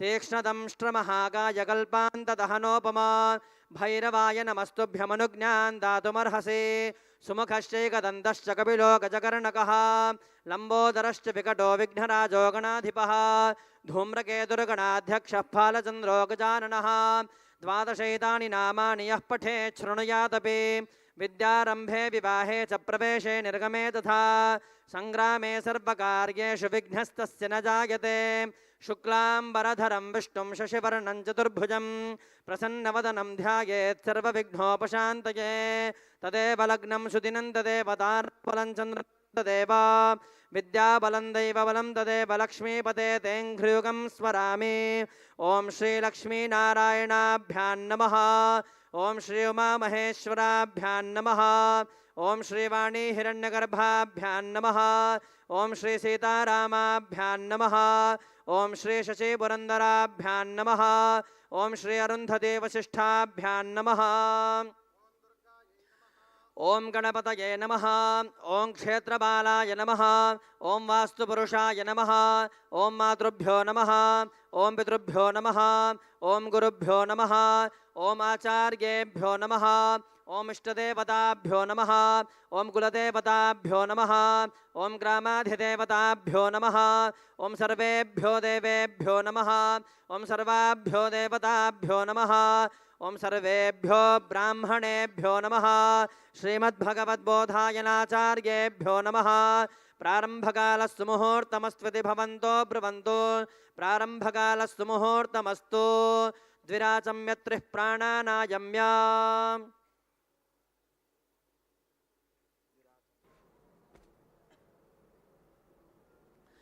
ॐ गुरुर्ब्रह्मा गुरुर्विष्णुर्गुरुर्देवो महेश्वरः गुरुस्साक्षात् परं ब्रह्म तस्मै श्रीगुरवे नमः गुरवे सर्वलोकानां भिषजे भवरोगिणां निधये सर्वविद्यानां दक्षिणामूर्तये नमः अखण्डमण्डलाकारं व्याप्तं येन चराचरं तत्पदं दर्शितं येन तस्मै श्रीगुरवे नमः ॐ नमः प्रणवार्थाय शुद्धज्ञानैकमूर्तये निर्मलाय प्रशान्ताय दक्षिणामूर्तये नमः ॐ अथ संकल्पः विष्णुर्विष्णुर्विष्णुः श्रीमद्भगवतो महापुरुषस्य विष्णोराज्ञया प्रवर्तमानस्य अद्य ब्रह्मणः द्वितीयपरार्धे श्रीहरे श्वेतवाराहकल्पे वैवस्वतमन्वन्तरे अष्टाविंशतितमे कलियुगे प्रथमे पादे जम्बूद्वीपे भरतखण्डे भारतवर्षे विन्ध्याचलमेरोः प्रतीच्य पार्श्वे श्रीमद्गङ्गानद्याः उत्तरे तीरे शालिवाहनशके श्रीत्रिवेणीप्रयागक्षेत्रे अस्मिन् वर्तमानकालव्यावहारिके चान्द्रमानेन प्रभवादिषष्टिसंवत्सराणां मध्ये श्रीकालयुक्तिनाम संवत्सरे उत्तरायणे शिशिरऋतौ माघमासे शुक्ले पक्षे अद्य नवम्यां तिथौ बृहस्पतिवासरयुक्तायां कृत्तिकाशुभनक्षत्रे शुभयोगे शुभकरणे एवं ग्रहगुणविशेषणविशिष्टायां पुण्यायां पुण्यकाले महापुण्यशुभतिथौ तत्सत ममोपात्त समस्त दुरितक्षयद्वारा श्रीमत्परमेश्वरप्रीत्यर्थम् अत्रोपस्थितानां सर्वेषाम् आस्तिकमहाजनानां सर्वेषां शङ्करदूतानां च क्षेमस्थैर्यवीर्यविजयाभयानन्दायुरारोग्यैश्वर्याद्यभिवृद्ध्यर्थं धर्मार्थकाममोक्षात्मक चतुर्विधपुरुषार्थसिद्ध्यर्थं श्रीगुरुचरणारविन्दाप्रीत्यर्थम् अस्मिन् दिने समस्तमङ्गलावाप्त्यर्थं समस्तदुरितोपशान्त्यर्थं श्रीगुरुपादुका स्मरणं च करिष्ये श्रीगुरुपादुकायाः ध्यान आवाहनादि षोडशोपचारपूजाराधनं च करिष्ये ॐ वक्रतुण्डमहाकाय कोटिसूर्यसमप्रभा निर्विघ्नं कुरु मे देव सर्वकार्येषु सर्वदा गजाननं भूतगणाधिसेवितं कपित्थजम्बूफलचारुभक्षणम् उमासुतं शोकविनाशकारकं नमामि विघ्नेश्वरपादपङ्कजं नमो गुरुभ्यो गुरुपादुकाभ्यो नमः परेभ्यः परपादुकाभ्यः आचार्यसिद्धेश्वरपादुकाभ्यो नमोऽस्तु लक्ष्मीपतिपादुकाभ्यः श्रीगुरु परमगुरु परमेष्ठी गुरु सद्गुरुपादुकाभ्यो नमो नमः ॐ पृथ्वीत्वया धृता लोका देवी त्वं विष्णुना धृता त्वञ्च धारय मां देवि पवित्रं गुरुजासनम् ॐ कलशस्य मुखे विष्णुः कण्ठे रुद्रः समाश्रितः मूले तत्र स्थितो ब्रह्मा मध्ये मातृगणासुताः कलश गन्धाक्षतपत्रपुष्पैरभ्यर्च हस्तेनाच्छाद्य गंगे च यमुने चैव गोदावरि सरस्वती नर्मदे सिन्धु कावेरि जलेऽस्मिन् सन्निधिं कुरु आपो वा इदगुं सर्वं विश्वा भूतान्यापः प्राणा वा आपः पशव आपो नमापो मृतमापः सम्राणापो विराडापस्वराडापश्छन्दागस्यापो ज्योतिगुष्यापो यजोगुष्यापः सत्यमापः सर्वा देवता आपो भूर्भुवस्सु वराप ॐ इमं मे गंगे यमुने सरस्वति शतद्रिस्तोमगुं सददा पुरुष्ण्या असिग्नियामरुद्वृधे विदस्तयार्जे गेयेषु नोह्या सुषोमया सितमकरनिषण्णां शुभ्रवर्णां त्रिनेत्रां करधृतकलशोद्यत्सोत्पलाभीत्यभीष्टां विधिहरिहररूपां सेन्दकोटिरुजूटां नमामि सतुतुकुलां जाह्नवीं तां नमामि कलशोदकैः पूजाद्रव्याणि सम्प्रोक्ष्य गंगाद्या सर्वतीर्थान्यत्र सन्निहिताः सन्तो कलशोदकैः पूजाद्रव्याणि सम्प्रोक्ष्य देवं प्रोक्ष्य गुरुपादुकां प्रोक्ष्य आत्मानं प्रोक्ष्य तच्छेषजलं विसृज्य ॐ न कर्मणा न प्रजया धनेन त्यागेनैके अमृतत्वमानशुः परेण नाकन्निहितं गुहायां विभ्राजते तद्यदयो विशन्ति वेदान्तविज्ञानसुनिश्चितार्थाः सन्न्यासयोगाद्यतयः शुद्धसत्त्वाः ते ब्रह्मलोके तु पुरान्तकाले परामृतात् परिमुच्यन्ति सर्वे दह्रं विपापं परमेश्मभूतं यत्पुण्डरीकं पुरमध्यसग्गस्थम् तत्रापि दह्रं गगनं विशोकस्तस्मिन् यदन्तस्तदुपासितव्यं यो वेदादो स्वरः प्रोक्तो वेदान्ते च प्रतिष्ठितः तस्य प्रकृतिरेनस्य यः परः स महेश्वरः गुरुचरणकमलेभ्यो नमः ध्यायामि ध्यानं समर्पयामि आवाहयामि रत्नपरिसिंहासनं कल्पयामि पादारविन्दयोः पाद्यं पाद्यं समर्पयामि हस्तयोः अर्घ्यमर्घ्यं समर्पयामि मुखारविन्दे आचमनीयं समर्पयामि श्रीगुरुचरणकमलेभ्यो नमः स्नानम् ॐ अपवित्रः पवित्रो वा सर्वावस्थाङ्गतोऽपि वा यस्मरेत् पुण्डरीकाक्षं सबाह्याभ्यन्तरशुचिः शुद्धवालः सर्वशुद्धवालो मणिवालस्ताश्विनाः श्वेतश्वेताक्षो रुणस्ते रुद्राय पशुपताय कर्णायामाः स्नपयामि स्नानाङ्ग आचमनीयं समर्पयामि श्रीगुरुचरणकमलेभ्यो नमः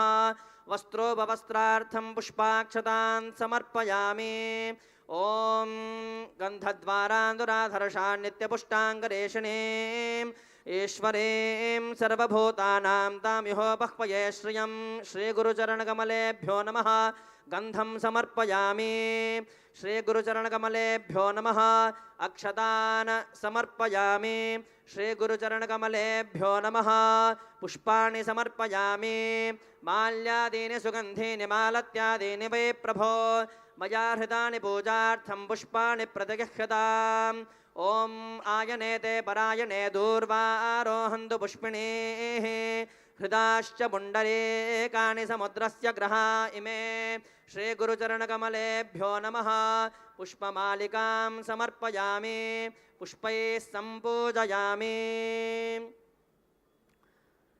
अथ धूपाराधनं च करिष्ये ॐ दशाङ्गं गुग्गुलोपेतं गन्धाढ्यं सुमनोहरम् आघ्रेयस्तर्वदेवानां धूपोऽयं प्रतिगह्यताम् धूराचधूर्वधूर्वन्तं धूर्वतं योऽस्मान् धूर्वाति धूर्वतं वयं धूर्वामः श्रीगुरुचरणकमलेभ्यो नमः धूपमाघ्रापयामि ॐ भक्त्या दीपं प्रयच्छामि देवाय परमात्मने त्राहि मान्नरकात् घोरात् दिव्यज्योतिर्नमोऽस्तु ते श्रीगुरुचरणकमलेभ्यो नमः दीपं सन्दर्शयामि ॐ वं अमृतात्मने नमः नैवेद्यं परिकल्पयामि मङ्गलनीराजनं च करिष्ये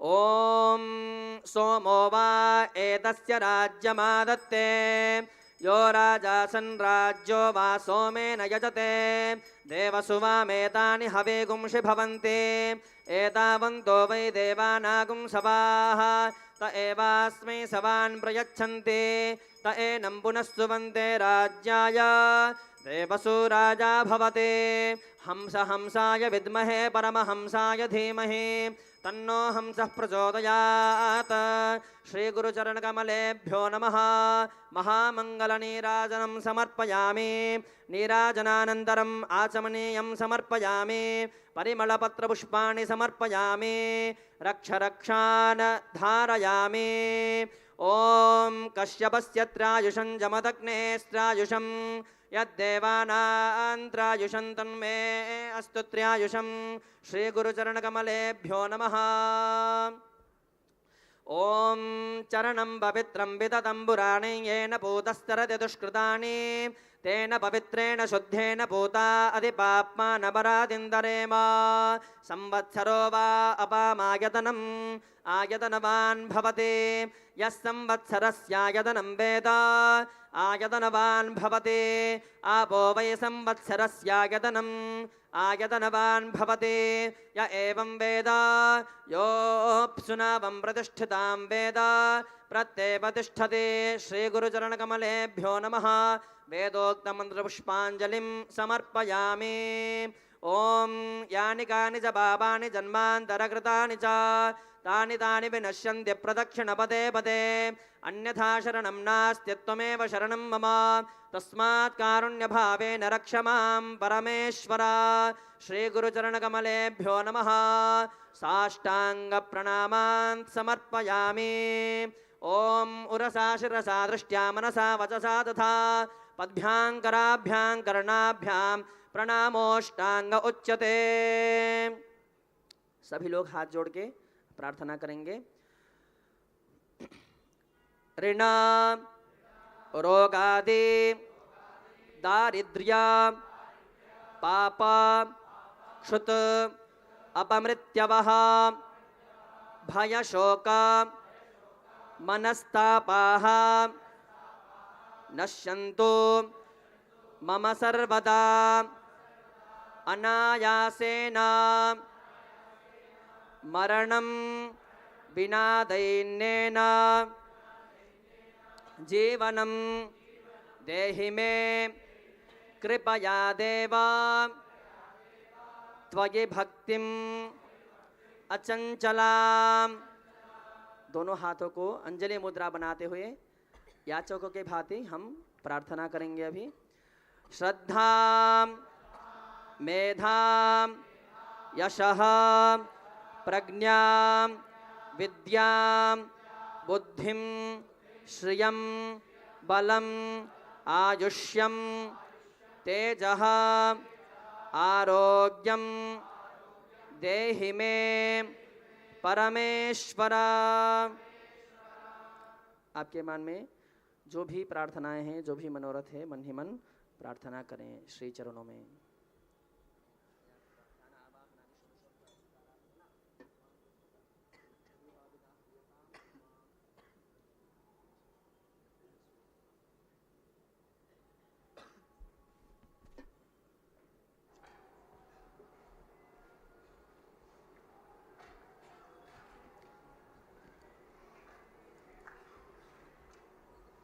As we come to the close of this profound event, the sacred shift, my heart is filled with immense gratitude.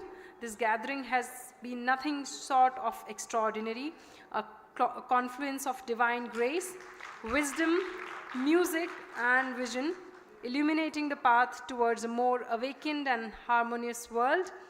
First and foremost, my pranams to Junapithadhishwar Acharyamahamandleshwar, Pujya Swami Avdheshanand Giri ji Maharaj. Pujya Shri's words have always feels like a viral fountain of wisdom and grace. A heartfelt thanks to Swami Mitrananda Saraswati ji for curating this wonderful evening for us. Thanks to the exceptional Ricky K ji. We extend our gratitude for bringing the sacred shift into the entire music world, and to Praveen Chaturvedi ji, who has been the most supportive family member to the Ekatma Dham family. With great reverence and thanks, I thank you all once again. May the sacred shift within us continue to lead us to self-unfoldment. Thank you very much. Kindly please maintain the decorum of this forum. Kindly please maintain the decorum of this forum. Thank you. My pranams. Dhanyavad.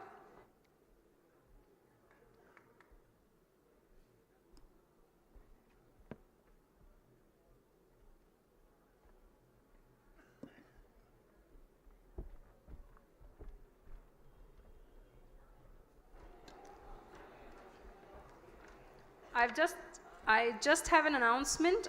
In a few minutes, at 6 today, we'll again gather. We'll again gather here at 6 in the evening for an amazing event wherein we have Shri Nitish Bharadwaj, who will be speaking on Shankar Gatha, the life of Acharya Shankar, and how he composed those wonderful stotrams, and which will have dance performances based on these stotrams. So I request all of you to kindly please be here at 6 again, and please grace us with your presence again. I'm sure and I can promise you that this is going to be a delight for you. So kindly please be here at sharp 6 again. Thank you so much.